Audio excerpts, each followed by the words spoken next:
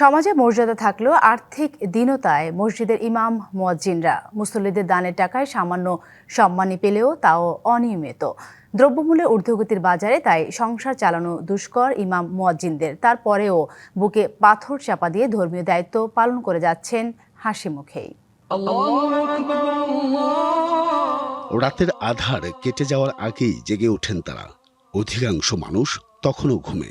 মসজিদের চাবি খুলে অজুর পানি ভরে নামাজের প্রস্তুতি নেন ইমাম ও মুয়াজ্জিনরা। জনসাধারণের দিন শুরু হয় তাদের কণ্ঠে, অথচ তাদের নিজের দিন শুরু হয় দুশ্চিন্তা দিয়ে।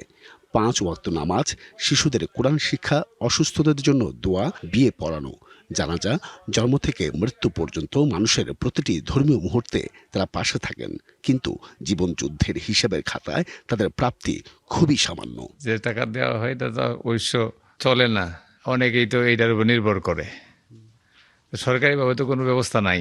এখান থেকে মোটামুটি হাদিয়া 1200 টাকার মতো পাই। এটা দিয়ে আমাদের চলা খুব মুশকিল হয়ে যায়। আমার ছেলে দুটো, একটা মেয়ে মাদ্রাসায় পড়ে, একটা ছেলেও মাদ্রাসায় পড়ে।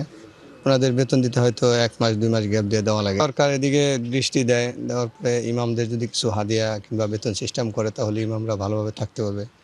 ইমাম মুয়াজ্জিনরা শুধু ধর্মীয় আনুষ্ঠানিকতা পালন করেন না, তারা মানুষের দুঃখে সান্ত্বনাও দেন। মৃত্যুর পর শেষ বিদায়ের দোয়া পড়ান, শিশুদের দেন ধর্মীয় শিক্ষা। অথচ তাদের বেতন কম, অনেক ক্ষেত্রেই তা অনিয়ম। তাই পরিবার নিয়ে দিন কাটে চরম অর্থ কষ্টে। আমাদেরকে বেতন দেওয়া হয়, এটা একেবারে সামান্য পরিমাণ।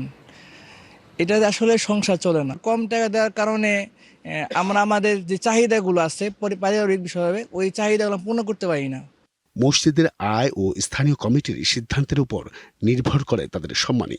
কোনো নির্দিষ্ট সরকারি বেতন কাঠামো না থাকায় অধিকাংশ মসজিদেই অল্প টাকায় দায়িত্ব পালন করছেন ইমাম ও মুয়াজ্জিনরা। সন্তোষজনকভাবে আমরা এই ইমাম সাহেবকে বেতন দিতে পারি না, আর মুয়াজ্জিন 500 টাকা করে দেওয়ার কথা, সেই টাকাও আমরা দিতে পারি না। মানুষের কাছে কোনো আইনে মনে করেন আমরা ইমাম সাহেবের যে দূর দেওয়ার দরকার দূর মনে করেন আমরা দিই, কিন্তু সেই পরিমাণ আমরা দিতে পারি না।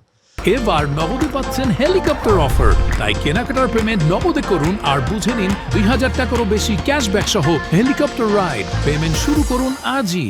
2-3 হাজার টাকা দিয়ে আর একটা ইমাম সাহেবের ফ্যামিলি চলে না। সমাজকে আলোর পথ দেখানো এই মানুষগুলোর ঘরেই যেন আলো কম।